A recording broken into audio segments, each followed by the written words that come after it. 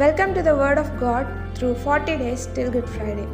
ఈరోజు దేవుడు మనతో మాట్లాడాలనుకుంటున్న వాక్యం ఏమిటంటే సామెతలు 15వ అధ్యాయము 23వ వచనము. సరిగా ప్రత్యుత్తరం ఇచ్చిన వానికి దాని వలన సంతోషము పుట్టును, సమయోచితమైన మాట ఎంత మనోహరము అనే వాక్యం అంటుంది. సరిగ్గా ప్రత్యుత్తరం ఇస్తే సంతోషం ఉంటుందంట. మనం మాట్లాడవలసి ఉన్నప్పటికీ కూడా నాకెందుకులే అని చాలాసార్లు అనుకుంటుంటాం. అక్కడ అన్యాయం జరుగుతుంది, న్యాయం మాట్లాడాలి నీకు తెలుసు అని నీకు తెలిసినప్పటికీ నువ్వు సైలెంట్గా ఉంటావు. అయితే దేవుని వాక్యం ఏమని సెలవిస్తుందంటే సమయోచితమైన మాట అనేది చాలా ముఖ్యమైనది. ఎందుకంటే దేవుడు అంటున్నా హౌ గుడ్ ఈజ్ ఇట్ అనేసి.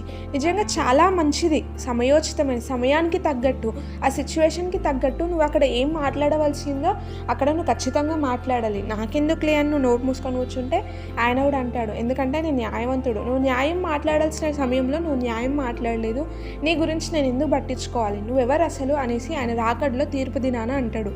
కాబట్టి ఆయన వాక్యం సెలవిస్తుంది, సరిగ్గా మాట్లాడాలి, సరిగ్గా ప్రత్యుత్తరం ఇవ్వాలి. ఏదో నాకొచ్చులే నాకింత అనేసి విర్రవిగే స్థితిలో కాదు, కానీ సరిగ్గా ప్రత్యుత్తరం ఇవ్వాలి, కరెక్ట్గా ప్రత్యుత్తరం ఇవ్వాలి, మంచి వేలో అడ్రస్ చేయాలి. కానీ నేనింత అని ఇష్టం వచ్చినట్టు మాట్లాడకూడదు.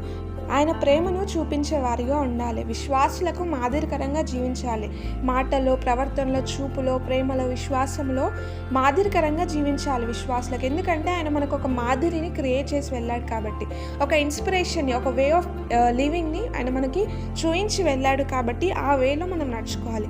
సరిగ్గా ప్రత్యుత్తరం ఇవ్వాలి. ఈ ఉపవాస ప్రార్థనలో నిన్ను నువ్వు పరీక్షించుకో. ఎక్కడైనా నీ మాటల్లో నువ్వు తప్పిపోయావా, నాకొచ్చులే అని విర్రవిగే స్థితిలో ఉంటున్నావా? దేవుడు నిన్ను అడుగుతున్నాడు, సరిగ్గా ప్రత్యుత్తరం ఇస్తున్నావా? సమయోచితమైన జ్ఞానం నీలో ఉందా? లేకపోతే నన్ను అడుగు, ప్రార్థించు, నేను నీకు ధారాళంగా దయచేస్తా అని అనే వాక్యం సెలవిస్తుంది. కాబట్టి ఇంకెందుకు ఆలస్యం, ప్రార్థనలో ఎక్కువ గడుపు. ఎక్కడ ఎలా మాట్లాడాలో, ఎంత మాట్లాడాలో, ఎవరితో ఎలా ఉండాలో అలానే ఉండు, అలానే మాట్లాడు.